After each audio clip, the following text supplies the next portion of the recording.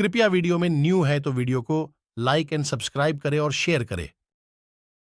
राजन, वे सभी सैनिक समान रूप से मृत्यु को वरण करने की प्रतिज्ञा करके एक दूसरे का साथ नहीं छोड़ते थे।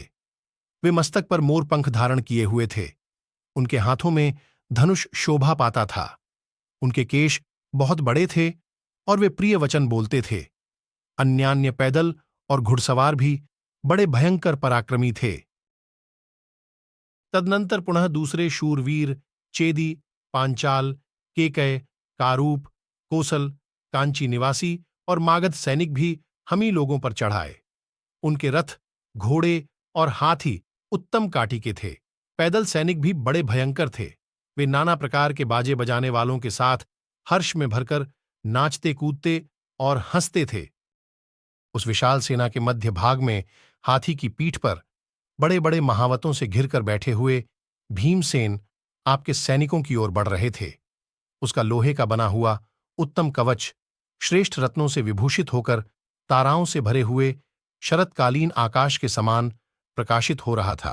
उस समय सुंदर मुकुट और आभूषणों से विभूषित हो हाथ में तोमर लेकर शरतकाल के मध्याह्न सूर्य के समान प्रकाशित होने वाले भीमसेन अपने तेज से शत्रुओं को दग्ध करने लगे। उनके उस हाथी को दूर से ही देखकर हाथी पर बैठे हुए महामना क्षेमधूर्ति ने महामनस्वी भीमसेन को ललकारते हुए उन पर धावा किया।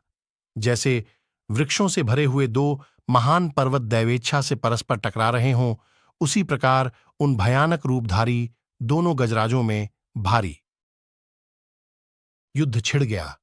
जिनके हाथी एक दूसरे से उलझे हुए थे, वे दोनों वीर क्षेमधूर्ति और भीमसेन सूर्य की किरणों के समान चमकीले तोमरों द्वारा एक दूसरे को बलपूर्वक विदीर्ण करते हुए जोर जोर से गर्जना करने लगे। फिर हाथियों द्वारा ही पीछे हटकर वे दोनों मंडलाकार विचरने लगे और धनुष लेकर एक दूसरे पर बाणों का प्रहार करने लगे।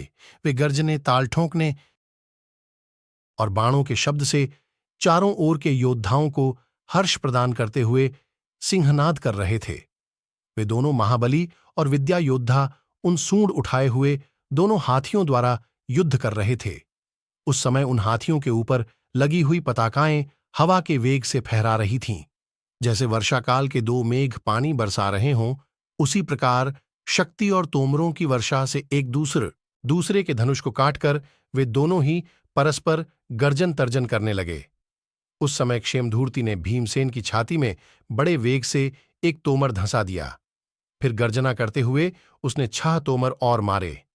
अपने शरीर में ढंसे हुए उन तोमरों द्वारा क्रोध से उद्दीप्त शरीर वाले भीमसेन मेघों द्वारा 7 घोड़ों वाले सूर्य के समान सुशोभित हो रहे थे। तब भीमसेन ने सूर्य के समान प्रकाशमान तथा सीधी गति से जाने वाले एक लोहमय तोमर को अपने शत्रु पर प्रयत्नपूर्वक छोड़ा। यह देख कुलु देश के राजा क्षेमधूर्ति ने अपने धनुष को नवाकर 10 सहायकों से उस तोमर को काट डाला और 60 बाण मारकर भीमसेन को भी घायल कर दिया। तत्पश्चात गरजते हुए पांडुपुत्र भीमसेन ने मेघ गर्जना के समान गंभीर घोष करने वाले धनुष को लेकर अपने बाणों द्वारा शत्रु के हाथी को पीड़ित कर दिया।